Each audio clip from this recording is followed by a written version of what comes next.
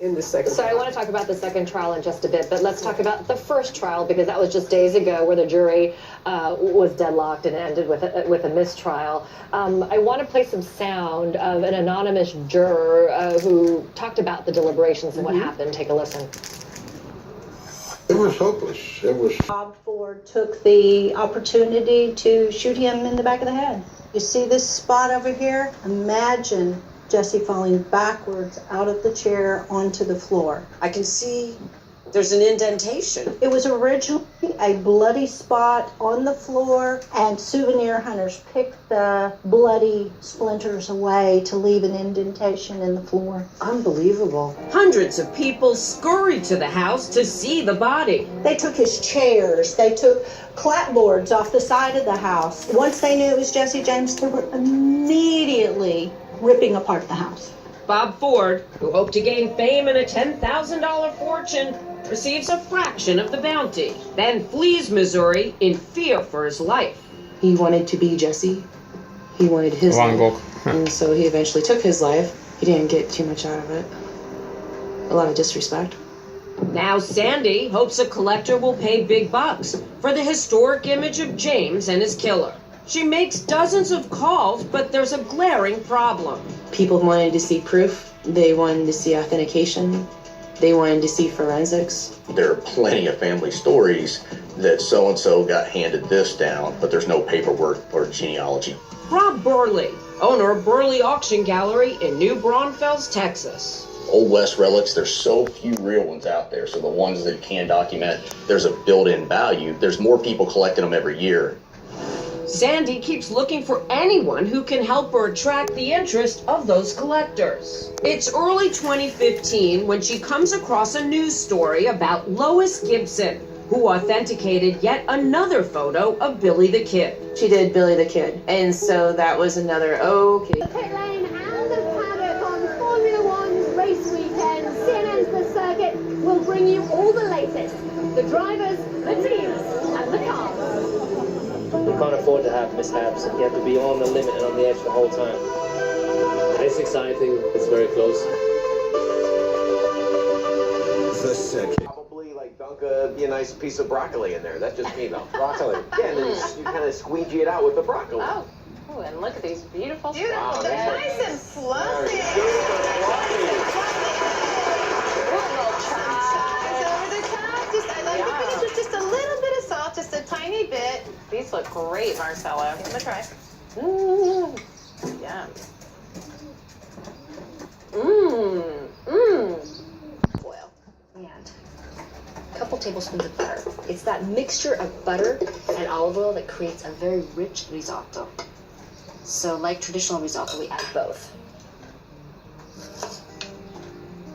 I want to start by sauteing my shallot.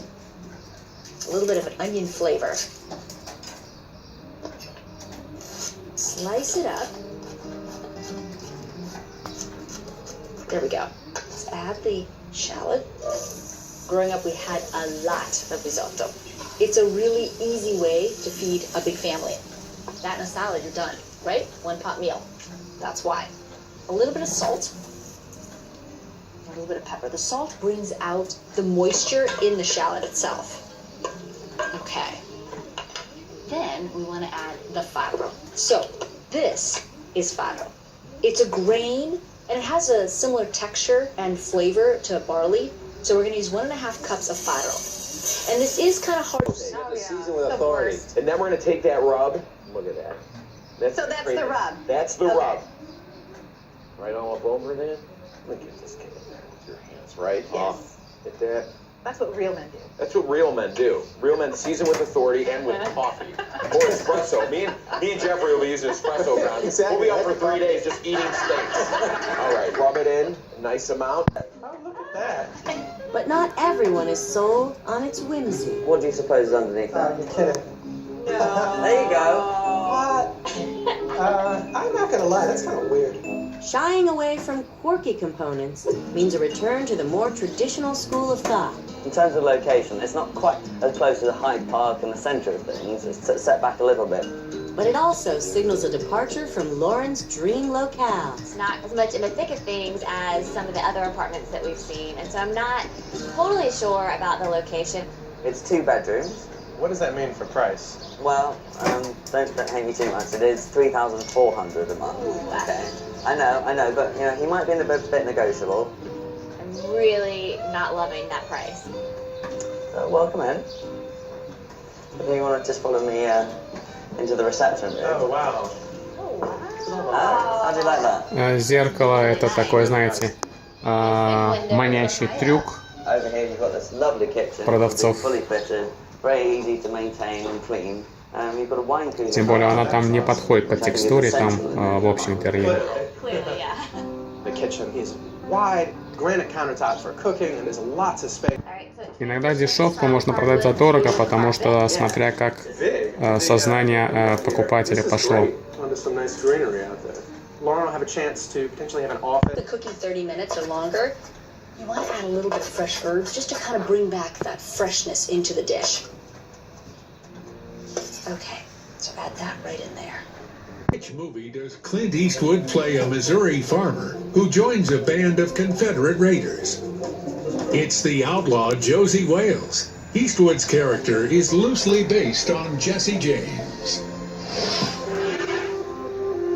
Sandy Mills has taken the first step in proving the vintage tintype she inherited is the only known photo of outlaw Jesse James and his killer Bob Ford, thanks to an authentication by a forensic artist in Texas. It was amazing. She was absolutely certain. Sandy sends her findings to auctioneer Rob Burley in New Braunfels, Texas.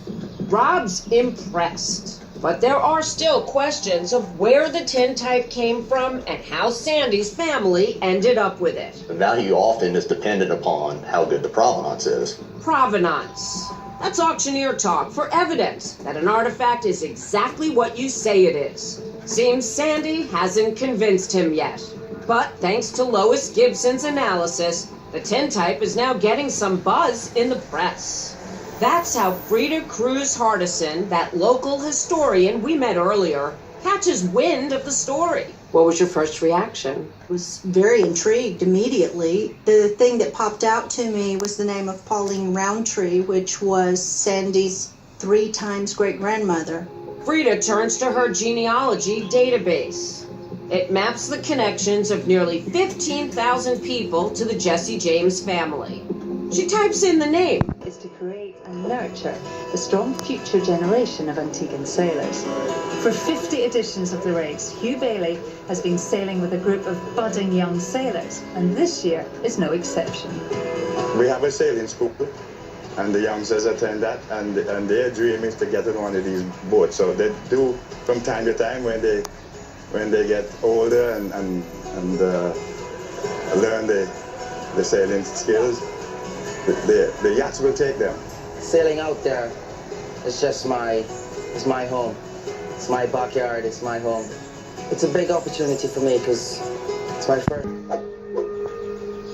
Alright, so South Kensington, sliding doors. It was beautiful. There's just a good vibe there.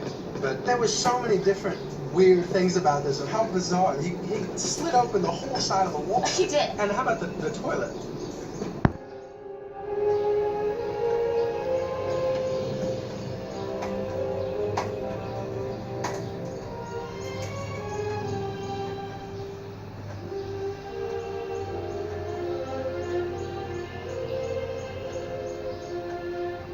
Newton's Principia Mathematica set us free in another way. By finding the natural laws governing the comings and goings of comets, he decoupled the motions of the heavens from their ancient connections to our fears. If Halley hadn't been standing next to Newton for all those years, perhaps the world would remember him for his own host of accomplishments and discoveries. But the only thing that comes to mind for most people is the comet. The irony is that discovering a comet is actually one of the few things that Halley never did.